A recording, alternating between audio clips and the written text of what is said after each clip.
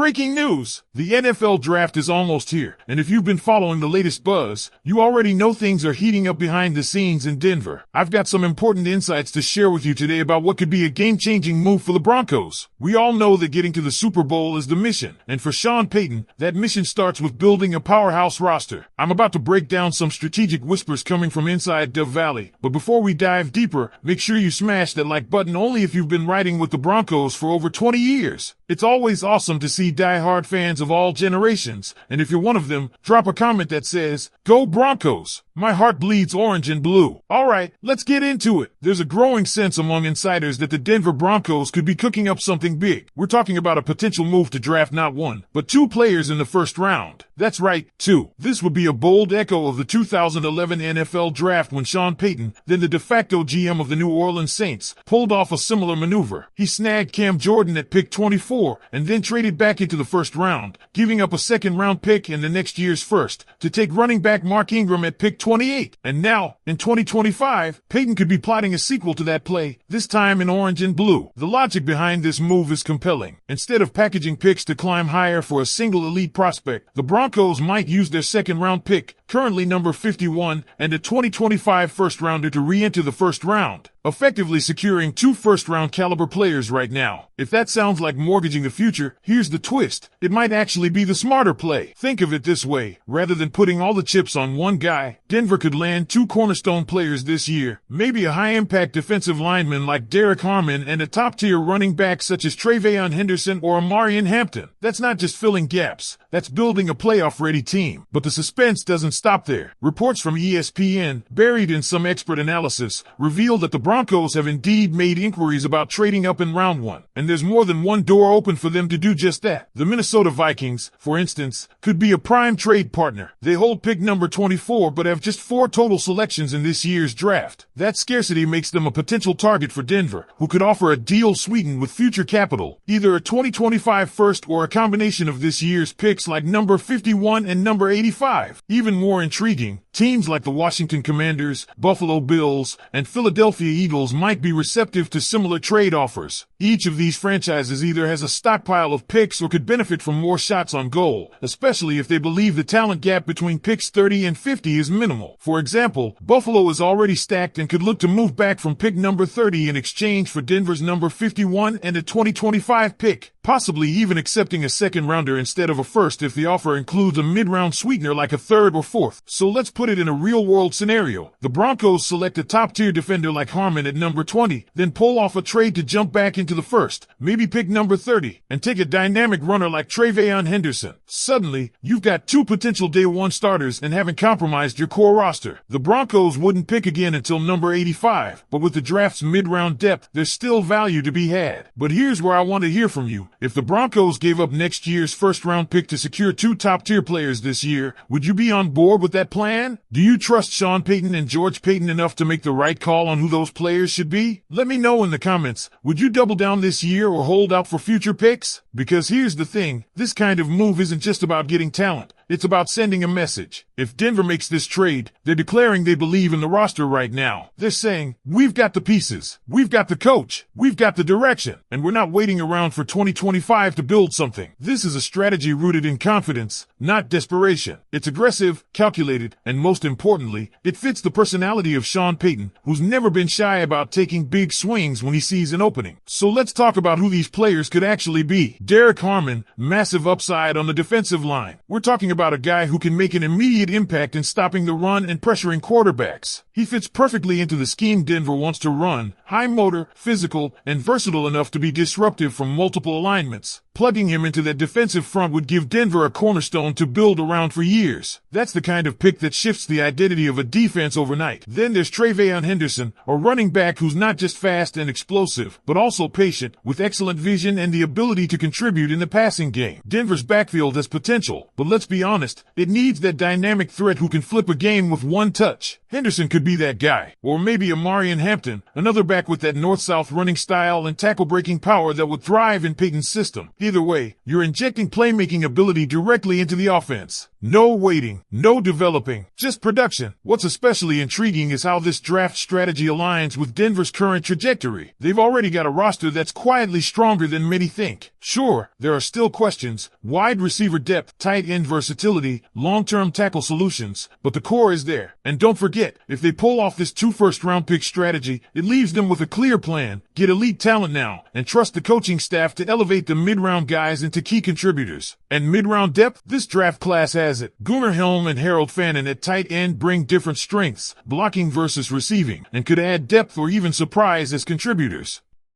On the offensive line, prospects like Wyatt Millam and Jonas Savaiania are intriguing long-term options. Even later names like Charles Grant could be valuable projects with the right development. These are not throwaway picks. They're opportunities to reinforce the foundation while you capitalize on premium talent early. So if Denver pulls the trigger on this move, don't see it as reckless. See it as a calculated decision to win now. Trading next year's first might seem steep, but if you're walking away with Derek Harmon and Travion Henderson in the first round, that's the kind of boldness that playoff teams embrace. And let's be real, if Payton nails this draft, it's not out of the question to start whispering Super Bowl window sooner than most expect. Now, imagine it's draft night. The Broncos are on the clock at number 20. They make their pick. Then a few hours later, they're back on the screen, trading up, shocking everyone, and grabbing a second difference maker before round 1 wraps up. That's not just a smart move. That's a statement. Make sure you're subscribed so you don't miss the draft breakdown and instant reactions coming up. Hit the like button if you're pumped about the direction the Broncos are heading. And right now, go check out the next video on screen. It's a deep dive into the potential breakout players on the Broncos roster this season. Trust me, you don't want to miss it. And think about what that kind of momentum could do for this team, not just on the field, but in the locker room, in the building, and across the fan base. A move like this energizes everyone. It tells the veterans that the front office is all in. It tells the young guys that Denver is building something serious. And it tells the rest of the league that the Broncos aren't sitting back and waiting. They're pushing chips to the center of the table, betting on themselves and betting on this season. We've also seen Payton succeed with this model before. Back in 2011, that Saints team took a massive step forward with the additions of Jordan and Ingram, 2 guys who became long-term leaders for the franchise. Replicating that blueprint in Denver? That could be the kind of move that defines this era of Broncos football. If they hit on these picks, it changes everything. It sets the tone. It lays the foundation for a run, not just a good season, but a legitimate push for the postseason and beyond. So let's keep this conversation going. If you're sitting in the war room with Payton and Payton, what 2 players are you targeting in this draft? Are you willing to give up next year's first to lock in 2 high-level talents right now? Or would you rather stay put, play the long game, and stack picks for the future? Let me know in the comments who's on your Broncos draft board.